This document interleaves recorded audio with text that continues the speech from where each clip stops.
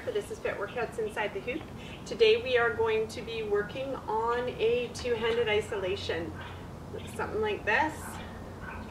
Tons of fun because it gives the illusion that the hoop's, you know, doing something it's not doing. I don't know how to explain it, but it's like what we're focusing on doing is spinning our hoop around an invisible axis, kind of like a steering wheel. So first off, grab a lighter hoop if you have one. If not, your arms are just going to get a super big workout with your heavier hoop. You're going to have both hands, knuckles facing forward, and the hoop's got to stand up solid. Almost like there's a straight line from here into the ground that you're going to try and keep the hoop on that plane. So I'm going to start at 6 o'clock, knuckles forward. I'm going to turn the hoop as far as I can go. It's usually around the 3 o'clock mark that I need to take my right hand and adjust it. And I'm just going to let go, and I'm going to bring it just below my left hand, still with knuckles forward. I'm going to come up to 12 o'clock, turn again as I get to 9 o'clock. I'm going to have to do the same adjustment with the left hand, let go, knuckles forward beside the right hand, back down to 6 o'clock. So there we are. I'm going to come up close so you can see the hand movement. So here I am, and I've got it 6 o'clock. I'm going to turn as far as I possibly can, and when I get to that position, I'm going to let go. I'm going to grab on underneath there.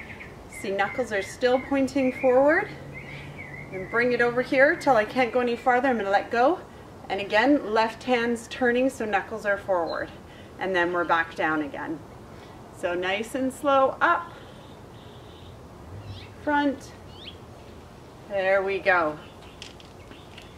And it sounds simple. I'm saying it's simple, but it's one of the movements that I had the hardest time figuring out and even wanting to figure out because it's slow, it's not sweaty, you're not moving quickly, so you don't feel like you're getting much of a workout, but trust me, your arms are getting some serious exercise. I highly recommend, if you can practice this move, practice it in front of a mirror or a window, because what you're going to find in the beginning is that the hoop is going to be moving with your hands, and you need to really be able to see yourself so that you're, again, get those feet solid into the ground and watch to make sure that the hoop stays on this one plane while you're moving, because the illusion that we're creating is kind of like a steering wheel, right? Where the middle of the steering wheel is rotating with the hoop, but you're not actually going over here or over there, up or down. You're staying right in the same position.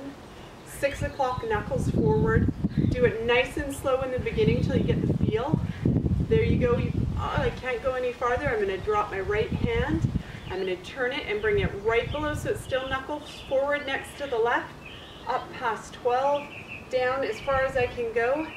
Now I'm going to turn the left hand, knuckles forward, bring it back down to 6 o'clock. And it's just going to be that slow for quite a while. And once you think you've got that movement, then start to add some speed to it and pick it up. And as you start to add some speed and pick it up, you'll get the feel for that illusion.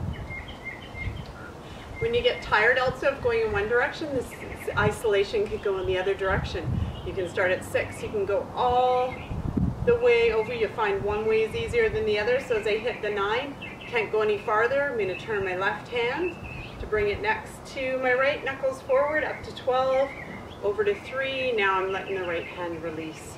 So it's the same thing in the opposite direction. I highly recommend, as I always do, practicing in both directions, because that way, once you start adding, you know, other movements to your isolations, being able to go forwards and backwards is going to add a lot of diversity to what you can do in the hoop. So let's review that real quick. We're starting down low at 6 o'clock, legs are bent so that we've got that solid support from our body. We're going to turn the hoop nice and slowly. We're going to let go when our arms can't go any farther.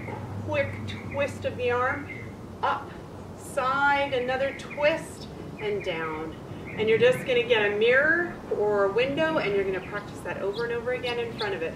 Nice and slow, moving that and then you're going to turn directions, and you're going to practice it in the opposite direction. And that's it. Simple directions, hard movement to nail. So get out there, give it your all, work those arms, and I will see you next time inside the hoop.